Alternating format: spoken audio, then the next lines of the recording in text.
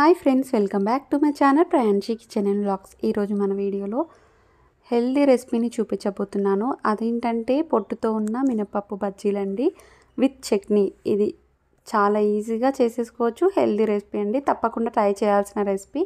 ఇక లేట్ చేయకుండా వీడియోలోకి వెళ్ళిపోదాం. ఒక బౌల్లోకి ఇక్కడ 1/2 కప్ వరకు పొట్టుతో ఉన్న మినపప్పును తీసుకోవాలి. అంటే మినపగుళ్ళనైనా తీసుకోవచ్చు. ఇందులో కొద్దిగా వాటర్ని వేసుకుంటూ 2 నుంచి 3 సార్లు బాగా నీట్గా కడిగేసుకోవాలి. ఇలా కడిగేసుకున్న తర్వాత వాటర్ వేసుకొని పప్పు మునిగేంత వరకు వాటర్ని వేసుకొని 4 to 5 అవర్స్ వరకు నానబెట్టేసుకోవాలి. ఇలా నానబెట్టేసుకున్నప్పుడు ఇలా పొట్టు అనేది పైకి తేలుతూ ఉంటుంది. దాన్ని మొత్తం కడిగేసేసుకోవాలి. చూసారు కదండి, ఈ విధంగా పొట్టు అనేది పైకి తేలుతుంది. ఇలా పొట్టు సపరేట్ అవుతుంది. ఇలా సపరేట్ అయినప్పుడు మనం తీసేసుకోవాలి. ఇలా కొద్దిగా పప్పును తీసుకుంటూ ఇలా మిక్సర్ జార్లోకి వేసుకొని ఒకేసారి వేయకుండా కొద్దిగా వేసుకోవాలి. ఇలా వేసుకొని మూత పెట్టేసుకొని మెత్తగా అయ్యే విధంగా మిక్సీ పట్టేసుకోవాలి. చూసారు కదండి, ఈ విధంగా మెత్తగా అయ్యేంత వరకు మిక్సీ పట్టేసుకోవాలి. లైట్గా వాటర్ యాడ్ చేసి అయినా మిక్సీ పట్టేసుకోవచ్చు. ఇలా మిక్సీ పట్టేసుకున్న దాన్ని మొత్తం ఒక బౌల్లోకి వేసేసుకోవాలి. నేను ఇక్కడ మార్నింగ్ నానబెట్టేసుకున్నాను కాబట్టి ఈవినింగ్ కోసం చేస్తున్నాను. ఇందులోకి ఇప్పుడు మనం పిండిని కలిపేసుకొని సన్నగా కట్ చేసి పెట్టుకున్న పచ్చిమిర్చి ముక్కలు, ఉల్లిపాయ ముక్కలు, అలాగే సన్నగా తరిమి పెట్టుకున్న కొత్తిమీర, వంట సోడా, అలాగే టేస్ట్కి సరిపడంత సాల్ట్ని వేసుకోవాలి. ఇదంతా ఒకసారి మిక్స్ చేసుకోవాలి. బజ్జీల పిండి ఎలా కలిపేసుకుంటామో సేమ్ అదే విధంగా కలిపేసుకోవాలి. మీకు కనుక లైట్గా వాటర్ని యాడ్ చేసుకొని కలిపేసుకోవాలంటే అలా చూసుకొని వాటర్ని యాడ్ చేసుకోవాలి. ఇలా బాగా హీట్ ఎక్కిన ఆయిల్లోకి కొద్దిగా పిండిని తీసుకుంటూ ఈ విధంగా చిన్నగా బజ్జీలాగా వేసేసుకోవాలి. చూసారు కదండి, సేమ్ ఇదే విధంగా మిగతా పిండిని కూడా ఇలా బజ్జీలాగా వేసేసుకోవాలి. మంటను మీడియం ఫ్లేమ్లో పెట్టుకొని లైట్గా కలర్ చేంజ్ అయ్యేంత వరకు బాగా ఫ్రై చేసుకోవాలి. మీరు కనుక మంటని హైలో పెట్టి ఫ్రై చేశారంటే పైన కలర్ చేంజ్ అవుతుంది, బట్ లోపల మాత్రం ఉడకదండి. కాబట్టి మంటను మీడియం ఫ్లేమ్లో పెట్టుకొని ఫ్రై చేసుకోవాలి. ఇలా ఫ్రై అయిన తర్వాత టిష్యూ ఉన్న పేపర్లోకి ట్రాన్స్ఫర్ చేసేసుకోవాలి. సేమ్ ఇదే ప్రాసెస్లో మిగతా పిండిని కూడా ఈ విధంగానే బజ్జీలాగా వేసేసుకొని కలర్ చేంజ్ అయ్యేంత వరకు ఫ్రై చేసుకొని ప్లేట్లోకి తీసేసుకోవాలి. చూసారు కదండి, చాలా సింపుల్గా పొట్టు మినపప్పుతో ఈ విధంగా బజ్జీల్ని ప్రిపేర్ చేశాను. చాలా అంటే చాలా బాగుంటాయి. చట్నీతో తిన్నారంటే చాలా బాగుంటుందండి.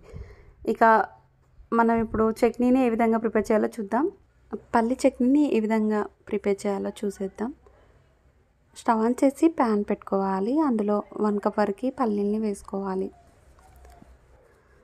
ఈ విధంగా పల్లీల్ని వేసుకున్న తర్వాత 1 నిమిషం పాటు బాగా ఫ్రై చేసుకోవాలి. ఈ విధంగా బాగా ఫ్రై చేసుకున్న తర్వాత స్టవ్ ఆఫ్ చేసేసి పూర్తిగా చల్లార్చుకోవాలి. ఇప్పుడు ఇదే ప్యాన్లోకి 2 టేబుల్ స్పూన్ వరకు ఆయిల్ వేసుకోవాలి.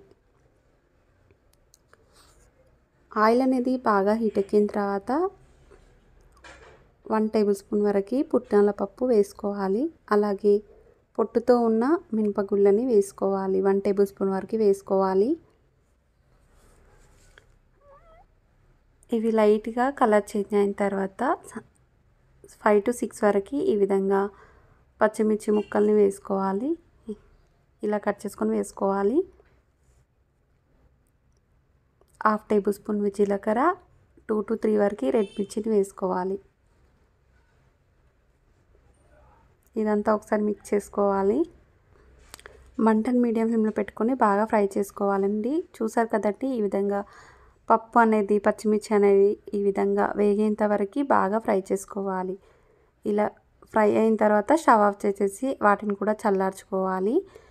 ఇలా పల్లీల్ని ఒక మిక్సర్ జార్లోకి వేసేసుకోవాలి. మనం ఫ్రై చేసుకున్న పప్పు ఇది ఉంది కదండి, వీటిని కూడా ఇందులో వేసేసుకోవాలి. ఇలా వేసేసుకొని టేస్ట్కి సరిపడంత సాల్ట్ని వేసుకోవాలి. నేను ఇక్కడ హాఫ్ టేబుల్ స్పూన్ వరకు సాల్ట్ వేస్తున్నాను. మీకు టేస్ట్ చూసుకొని సాల్ట్ వేసుకోవాలి. ఇలా మిక్సీ పట్టేసుకోవాలి. బరకగా ఉంది కదండి, లైట్గా వాటర్ని యాడ్ చేసుకొని మెత్తగా అయ్యేంత వరకు మిక్సీ పట్టేసుకోవాలి. చూసారు కదండి, ఈ విధంగా మెత్తగా అయ్యేంత వరకు మిక్సీ పట్టేసుకోవాలి. ఇప్పుడు దీనికి పోపు వేసుకుందాం. అదే ప్యాన్లోకి 1 టేబుల్ స్పూన్ వరకు ఆయిల్ని వేసుకోవాలి. ఇలా మిక్సీ పట్టుకున్న దాన్ని ఒక బౌల్లోకి వేసేసుకోవాలి. ఇలా ఆయిల్ అనేది బాగా హీట్ ఎక్కిన తర్వాత హాఫ్ టేబుల్ స్పూన్ వరకు ఆవాలు, హాఫ్ టేబుల్ స్పూన్ వరకు జీలకర్ర వేసుకోవాలి. ఆవాలు జీలకర్ర బాగా ఫ్రై అయిన తర్వాత రెడ్ మిర్చిని వేసుకోవాలి. నేను ఇక్కడ 3 వరకు రెడ్ మిర్చిని తీసుకొని ఈ విధంగా చిదిమి వేసుకున్నాను. ఇది బాగా ఫ్రై అయిన తర్వాత ఇప్పుడు ఇందులోకి ఒక రెమ్మ వరకు కరివేపాకు వేసుకోవాలి. ఇలా వేసుకొని స్టవ్ ఆఫ్ చేసేసి మనం చట్నీ ఉన్న బౌల్లోకి ఈ తాలింపుని వేసేసుకోవాలి. ఈ తాలింపుని వేసేసుకున్న తర్వాత మొత్తం ఒకసారి కలిపేసుకోవాలి. అంతే అండి, చాలా సింపుల్గా పల్లి చట్నీ అనేది కూడా రెడీ అయినట్టు. చూసారు కదండి, నా స్టైల్లో పల్లి చట్నీ అండ్ పొట్టుతో ఉన్న మినప బజ్జీలు ఏ విధంగా ప్రిపేర్ చేశాను చూసారు కదా. మీకు ఈ వీడియో నచ్చిందని అనుకుంటున్నాను. నచ్చితే మీరు కూడా ఒకసారి ట్రై చేసి చూడండి. మీకు ఎలా కుదిరిందో కమెంట్లో తెలియజేయండి. మరిన్ని రెసిపీస్ కోసం మా ఛానల్ డిస్క్రిప్షన్లో లింక్ పెడతాను, ప్రెస్ చేసి చూసేయండి. మా ఛానల్ నచ్చితే please like and share and subscribe చేయని వారు సబ్స్క్రైబ్ చేసుకోండి. సబ్స్క్రైబ్ చేసిన వెంటనే పక్కనే ఉన్న బెల్ని క్లిక్ చేస్తే నేను పెట్టే ప్రతి నోటిఫికేషన్ మీకు వస్తుంది. Thank you for watching. Bye friends.